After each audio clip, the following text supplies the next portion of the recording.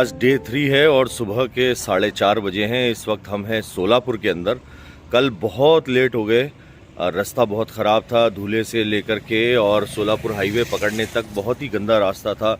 जगह जगह काम चल रहा है हाईवेज़ का, लेकिन उसकी वजह से ड्राइविंग इफ़ेक्ट हो रही है, पर फ्यूचर रेडी तो चल हो ही रहे हैं। और आज हम निकल रहे हैं यहाँ से बेंगलुरु के लिए। लगभग लंबा रास्ता, करीब 650-700 किलोमीटर का हमको आज सफ़र तय करना है और हम आज सफ़र तय करके पहुँचेंगे बेंगलुरु। तो देखिए आज की जर्नी हमारे साथ में। और हाँ, आज छुट्टी का दिन है, वीकेंड है, तो इस वजह से हम आज कोई वीसी नहीं कर रहे हैं, लेकिन आज बात करेंगे वीडियो कॉन्फ्रेंसिंग के अंदर होने वाली समस्याओं के बारे में भी। तो चलिए देखते हैं आज की जर्नी कैसे अनफोल्ड होती है। ये आज का दिन, सुबह का समय, और बड़ी खूबसूरत सी एक सुबह है। बहुत ऊनी सी एक ठंड है, लेकिन मौसम बहुत खुशनुमा, साफ़ वेदर है, अच्छा मौसम है। चलिए चलते हैं आगे। शोलापुर से निकल चुके हैं, हम ज्वाइन कर रहे हैं वापस NH52 को, नेशनल हाईवे नंबर 52, जो औरंगाबाद से लेकर के सोलापुर और सोलापुर से लेकर के आगे कर्नाटक तक हमको लेकर के जाएगा। यहाँ से इसके दो टुकड़े हो जाएंगे, 52 राइट चला जाएगा, उसके बाद NH50 लेफ़्ट हो जाएगा और हम वहाँ से लेफ़्ट लेंगे बाइफर्केटेड लोन से। और इस वक्त हम वापस हमारे ट्रैक पर आ गए हैं। कल जहाँ हमने जर्नी को एंड किया था सोलापुर में आकर के, वहाँ से अब हमारी जर्नी बिगिन हो चुकी है। तो चलिए एंजॉय कीजिए इस जर्नी को हमारे साथ। और साइंस टेक्नोलॉजी के साथ साथ हम आपस में आज बात करेंगे दिन भर के अंदर कि वीडियो कॉन्फ्रेंसिंग के माध्यम से कई शिकायतें और समस्याएं भी सामने आ रही हैं। तो क्या ये प्रैक्टिकली पॉसिबल है और क्या ये एक सस्टेनेबल वाया अल्टरनेटिव मीडियम है, या केवल चंद चुनिंदा लोगों की सोच है? क्योंकि ये बहुत बड़ा वर्ग है विधि जगत का जो ये मानता है कि ये क्या मुसीबत है, और अगर इस समस्या, ये वास्तव में समस्या है या एक सॉल्यूशन है, इसकी बात हमें करनी है आज। तो हम वही बात करेंगे दिन भर के अंदर, पर आज की जर्नी को एंजॉय करते हैं। तो जनाब, टेक्नोलॉजी क्या कर सकती है उसका एक जीता जागता प्रमाण जो है वो ये है, नेशनल हाईवे अथॉरिटी। केबिन के अंदर कोई नहीं, खाली पड़ा है केबिन, और आप जैसे ही आके रुकेंगे, क्या बात है। हाई स्पीड इंटरनेट के साथ national highway authority of India limited ने लाजवाब टेक्नोलॉजी को अंगीकृत किया है। जैसे संविधान को इस देश ने अंगीकृत किया है, वैसे ही इस टेक्नोलॉजी को अंगीकृत करने की, यानी अडॉप्ट करने की आवश्यकता है, और तकनीक ने क्रांति कर रखी है। तो जी, हम इस वक्त हैं सोलापुर से निकले हैं, गाड़ी का टैंक फुल करा रहे हैं, BPCL के ऊपर आए हुए हैं। यहाँ पर डीजल की जो प्राइस है वो 92.92, गजब हिसाब लगा रखा है, 92.92। और गाड़ी का हो रहा है हमारी का tank full. And we love to travel and we love technology as well. तो जी, वीडियो कॉन्फ्रेंसिंग के बहुत सारी समस्याएं भी हैं अपने आप में। दिल्ली हाई कोर्ट के अंदर कल एक अजीबोगरीब केस वाक़या हुआ। ऑस्ट्रेलिया से बैठी हुई एक महिला ने जजेस के लिए बहुत स्लैंग्स यूज़ किए, अपशब्द यूज़ किए, और उनको कंटेम्प्ट का नोटिस जारी हुआ। मिनिस्ट्री और कमिश्नरेट के माध्यम से उनको नोटिस सर्व कराने को कहा है। उसके बारे में आगे बात करते हैं।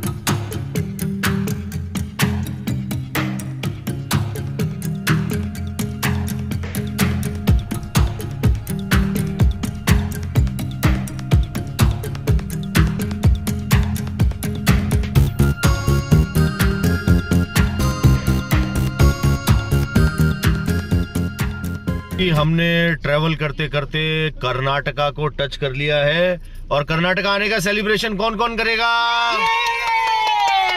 बहुत जबरदस्त। कैसा सेलिब्रेशन चल रहा है भाई कर्नाटका का?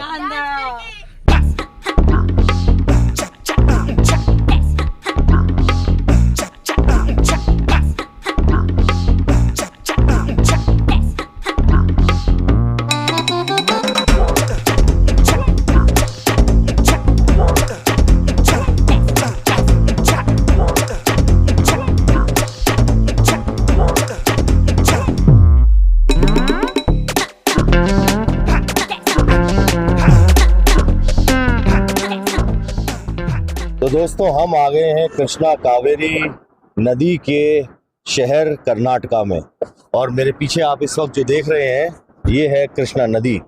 जी हाँ, कर्नाटका में हमारी एंट्री हो चुकी है और हम जो बात कर रहे थे वीडियो कॉन्फ्रेंसिंग की, तो कल दिल्ली हाई कोर्ट के अंदर और जनवरी के अंतिम सप्ताह के अंदर जब सुनवाई हो रही थी एक प्रकरण की, तो ऑस्ट्रेलिया से जुड़ी एक महिला ने अपने केस का नंबर नहीं आने पर जज को अपशब्द कह दिए, कुछ स्लैंग्स यूज किए, what the F word use किया, is going and happening in the court room. तो ये एक इनहेरेंट समस्या है वीडियो कॉन्फ्रेंसिंग के अंदर, क्योंकि बहुत से लोग वीडियो कॉन्फ्रेंसिंग जब करते हैं तो अपने आप को अनम्यूट कर देते हैं और फिर ये पता नहीं होता कि कब वो ऑन कर रहे हैं, कब वो बात कर रहे हैं और उनकी कौन सी बात बाहर जा रही है।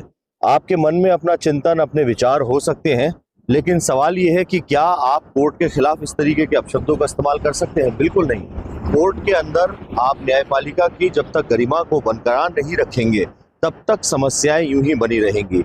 मन में शांति रखिए। न्याय प्रक्रिया थोड़ी लंबी जरूर हो सकती है, लेकिन वो रिलीफ देती है, और एक न्यायालय में पड़ाव पे आपको रिलीफ नहीं मिले तो अगला न्यायालय आपके लिए बना है।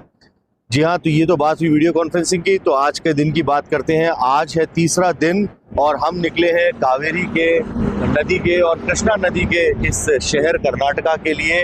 राजस्थान से चल करके हम आए हैं, बेंगलुरु शहर की तरफ हम जा रहे हैं। कर्नाटका में हम हैं, राजस्थान से हमने 4 राज्य अब तक कवर कर लिए। अगर राजस्थान को गिना जाए, मध्य प्रदेश को गिना जाए, उसके बाद महाराष्ट्र और अब कर्नाटका। तो आज सुबह सुबह हम 4 बजे स्टार्ट हुए हैं और ये खूबसूरत नज़ारा जो आप इस वक्त देख रहे हैं, ये है कृष्णा नदी। एकदम बेहतरीन, क्या कांच सा साफ पानी है और पानी के अंदर जो झलक दिख रही है सूरज के आने की, वो तो अपने आप में लाजवाब है। ऐसा लगता है जैसे पूरे भारत का नक्शा जो है वो इस पानी के अंदर, तस्वीर के अंदर समा गया हो और पूरा भारत यहाँ दिखाई दे रहा है।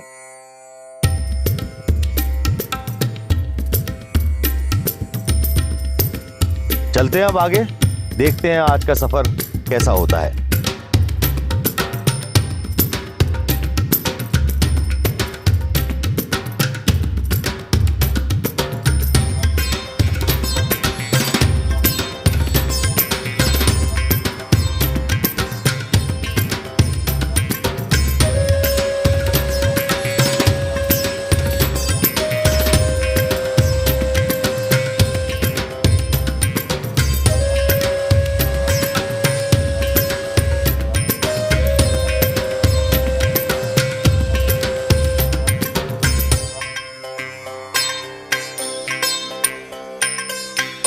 पूरी रात चलती है दुकानें और अब बंद कर रहे हैं। और हमने यहाँ दुकान पे पी कॉफ़ी। अभी कॉफ़ी कैसी थी? शानदार, अच्छी है। तो भाई साहब, हम बात करते हैं विविधता में अनेकता है और अनेकता में एकता है, और एकता के अंदर एक नया शब्द और जोड़ लीजिए, टेक्नोलॉजी। क्योंकि छोटी से छोटी दुकान पर इस वक्त आपको मिलेगा डिजिटल पेमेंट का सिस्टम। जी हाँ, UPI कोड जारी कर रखा है और टेक्नोलॉजी ने पूरे देश को एक साथ जोड़ रखा है। तो तकनीक जो है, टेक्नोलॉजी जो है, वो आने वाले समय का, फ्यूचर का बहुत बड़ा योगदान देने वाली है। और देखिए, छोटे छोटे से जगहों पर नए साल को मनाने का तरीका भी ज़ोरदार होता है। खूबसूरत नए साल की शुरुआत किस तरीके से की है। कर्नाटका में इस वक्त हम आ गए हैं और कावेरी नदी को हमने क्रॉस किया और हम बढ़ रहे हैं अब बेंगलोर की तरफ।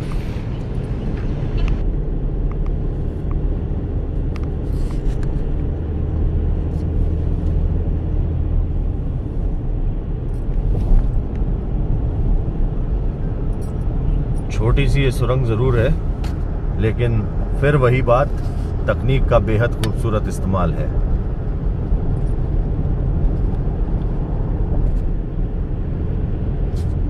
और अब आपके लेफ्ट हैंड पर खूबसूरती का नज़ारा देखने के लिए तैयार हो जाइए। तुंगभद्रा नदी का बांध है जो इस वक्त हम क्रॉस कर रहे हैं, ये डैम है।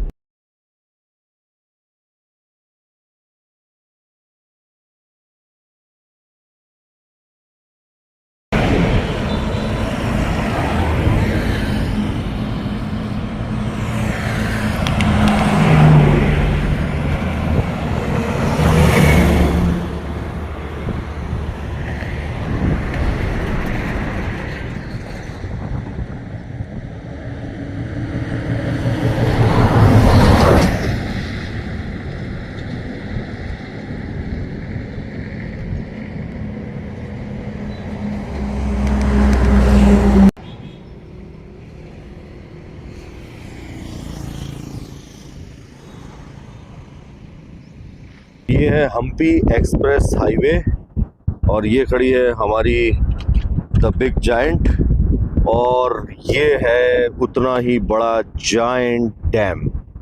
देखिए क्या खूबसूरत नज़ारा है।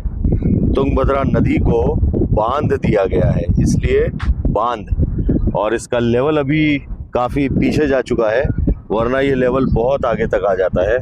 और आप देख सकते हैं कितना खूबसूरत ये नज़ारा है, चारों तरफ पानी ही पानी, और उसको ऐसा लग रहा है जैसे समुंदर हो, एक इन्फिनाइट स्विमिंग पूल के अंदर आप कहीं खड़े होकर के देख रहे हो।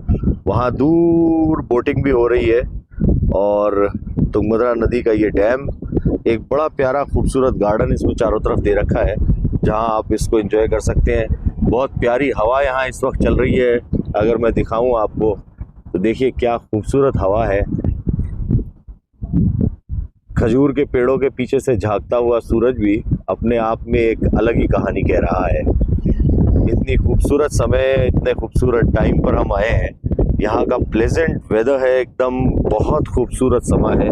और देखिए ये भी टेक्नोलॉजी है, तकनीक का क्या खूबसूरत इस्तेमाल किया है कि इस तरफ जहाँ ये समुद्र जैसा फैला हुआ तुंगभद्रा नदी है, वहीं दूसरी तरफ इस तेज़ हवा को यूटिलाइज करने के लिए पहाड़ों के ऊपर ये विंडमिल लगाए गए हैं और इस इतने बड़े डैने को ये हवा घुमा पा रही है। आप इसी से अंदाज़ा लगा सकते हैं कि हवा कितनी तेज़ होगी यहाँ पर।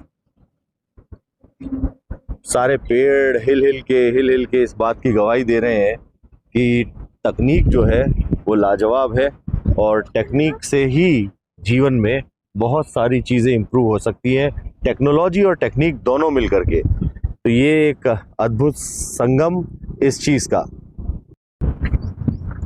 तो जी ये है गुंडा ट्री पार्क। वैसे आप पढ़ेंगे तो गुंडा भी पढ़ सकते हैं, पर ये गुंडा ट्री पार्क है। एंट्री टिकट के लिए लिख रखा है 6 साल से 12 साल की उम्र के बच्चों के लिए 10 रुपये का टिकट है, 12 साल से ऊपर वालों के लिए 20, फॉरेन टूरिस्ट का 1000, और उसके आगे स्विगल स्विगल स्विगल स्विगल स्विगल स्विगल, कुछ भी समझ में नहीं आ रहा। Everything is स्विगल स्विगल स्विगल। भाषा का बैरियर ज़रूर है, लेकिन हम यहाँ पर आए हैं तो आज इस गुंडा ट्री पार्क को हम एंजॉय करने की कोशिश कर रहे हैं। देखते हैं क्या बन पाता है हमारे लिए यहाँ पर। मोटो ऑफ गुंडा tree park: to serve as a means of reconnection with nation by providing visitors an opportunity for deeper understanding on independent relationship between people and nature. What a wonderful theme it is. Bellary territorial forest division का ये मोटो है। गुंडा tree park के अंदर हम हैं और बहुत खूबसूरत ढंग से इसको बनाया गया है। आप उस तरफ देख सकते हैं तुंगभद्रा नदी का बांध है और यहाँ पर ये पूरा प्लांट्स को बचाने के लिए जिस प्रकार का खूबसूरत मिशन राजस्थान में चला था, उसको देखिए क्या बहुत सही ढंग से यहाँ पर प्रेडिक्ट किया गया है, डिपिक्ट किया गया है। एक पेड़ को जब आप काटते हैं तो वो किस प्रकार रोता है, ये उस पेड़ की करुण वेदना बताती हुई ये यहाँ पर एक डिपिक्शन लगाया गया है और इस पेड़ के ऊपर ही इसको कास्ट किया गया है। एक बहुत खूबसूरत नज़ारा हम आपके सामने इस वक्त दिखा रहे हैं। देखिए पेड़ कैसे रोते हैं जब उनको काट दिया जाता है, तो पेड़ों के साथ जो होता है दुर्भाग्यपूर्ण है। ये खूबसूरत पार्क आप देख रहे हैं और इस पार्क से ही जब एंट्री लेते हैं तो एंट्री लेकर के वहाँ से एक रास्ता दिया गया है जहाँ से इस तुंगभद्रा नदी के बांध के ऊपर आया जाता है। और यहाँ पर बहुत सारे लोग जो है वो पिकनिक मनाने के लिए आते हैं। लोकल विजिटर्स जो है वो यहाँ पिकनिक मनाते हैं। एक बहुत बड़ा पिकनिक स्पॉट है तुंगभद्रा नदी का डैम जो है, और बहुत खूबसूरत, बेहद प्यारा।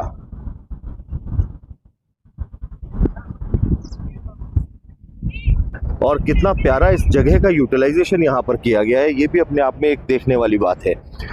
डिपिक्शंस जो बनाए गए हैं इको डाइवर्सिटी को दिखाने के लिए, इकोलॉजिकल बैलेंस को दिखाने के लिए, वो भी अपने आप में बहुत प्यारे हैं। ऐसा लगता है कि सब कुछ सजीव है और अभी जीवित हो उठेगा।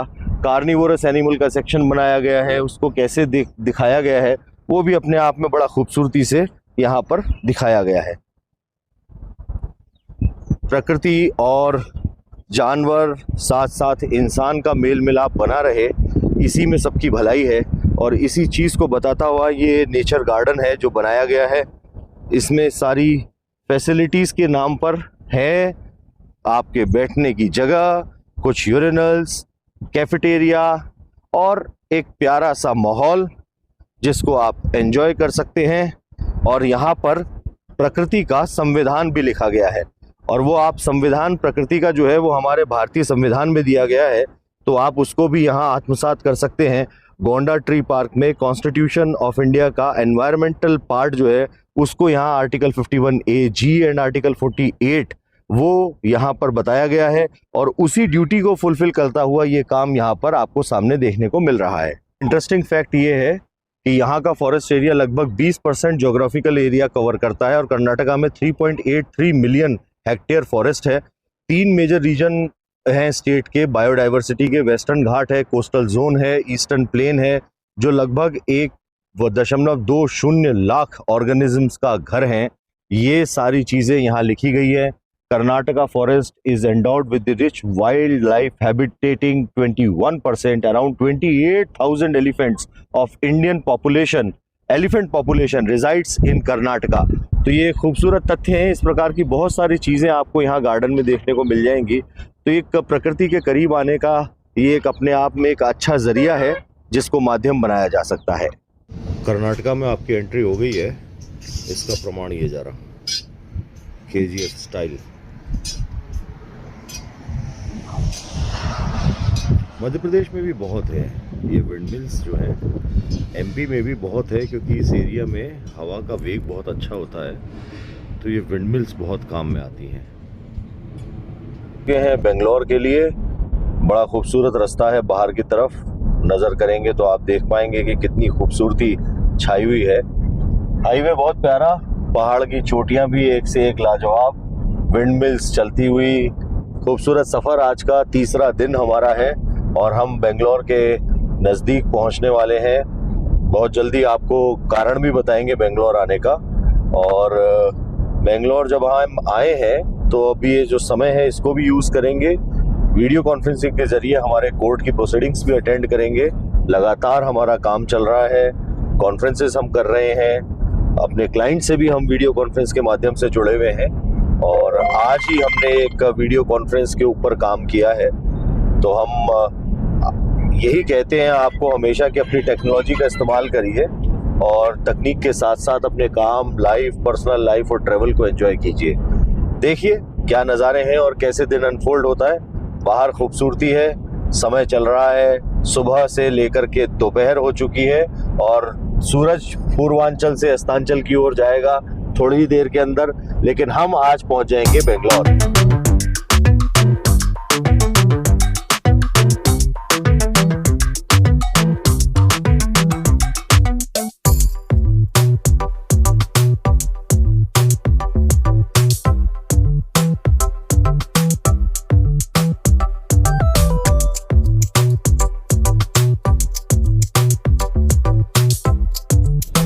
Welcome to Bangalore.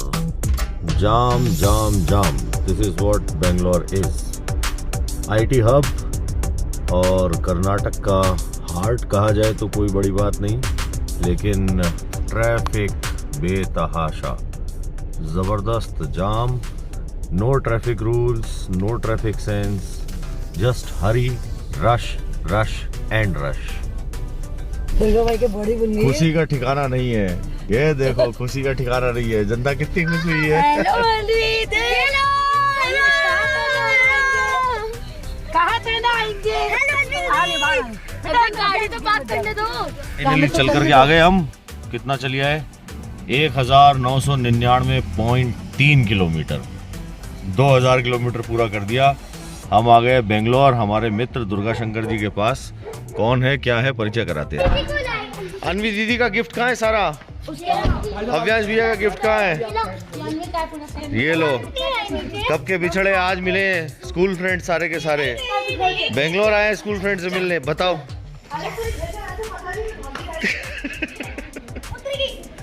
जम के, जोर से, शाबाश। अरे मार क्यों नहीं है ये तो बताती जा साथ में। तेरा स्टेटस काय का स्टेटस? ओह, दोस्त ऐसे ही होते हैं, ऐसे ही होते हैं दोस्त। अरे ये हाथ साफ करने वाले भाई लोग क्या है? निकलो यहाँ से सारे, निकलो निकलो यहाँ से। तुम नहीं बोला, अरे गला दबाओ, इससे काम नहीं चलेगा।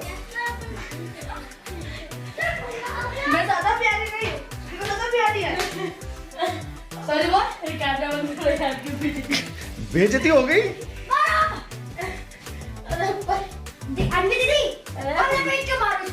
कंबल में लपेट के मारो।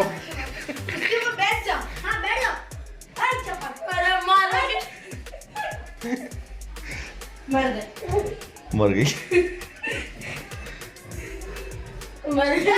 श्रुति का तेरे लिए गिफ्ट लाई क्या? पता नहीं, इससे पूछो। तो फिर ये तो लेकर के आई ना तेरे लिए यहाँ पे, यहाँ तक आई ना, देख कंबल मार रही है लपेट लपेट के उसी कंबल में। स्टेटस नहीं लगाया, कंबल लेकर के तेरे लिए 2000 किलोमीटर चल के आ गई बेचारी, तेरे लिए गिफ्ट लेके आ गई। हाँ अरे मोती हट, मोती। अरे मर गई। जब बचपन के पिछड़े दोस्त मिल जाते हैं तो प्यार कुछ ऐसे बढ़ता है। कैसे बढ़ता है प्यार? ऐसे बढ़ता है प्यार। टाइम भी दिखा दो। हाँ ऐसे बढ़ता है प्यार। क्या अवियांश भैया, दोस्त मिल गया तुम्हारा, वो भी जयपुर से आके बेंगलोर में। दोस्तों की पार्टी चल रही है दोस्तों। और गाइस क्या मजे हो रहे भाई साहब, मजे आ गए। क्या लाया तुम्हारा दोस्त, इतनी सारी गर्ल्स लेकर के आया तुम्हारे लिए हैं? और ये डॉगी भी आया है। वाह, ये क्या देख रहा है भाई साहब? खाना देख रहा है ये। अपनी अपनी पार्टी उड़ाई जा रही है। ऐसे ही मज़े आते हैं जब दोस्त आते हैं, मिलते हैं,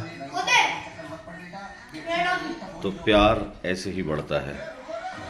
चलिए ये प्यार बढ़ाए रखिए, यूं ही बनाए रखिए बच्चों के साथ में।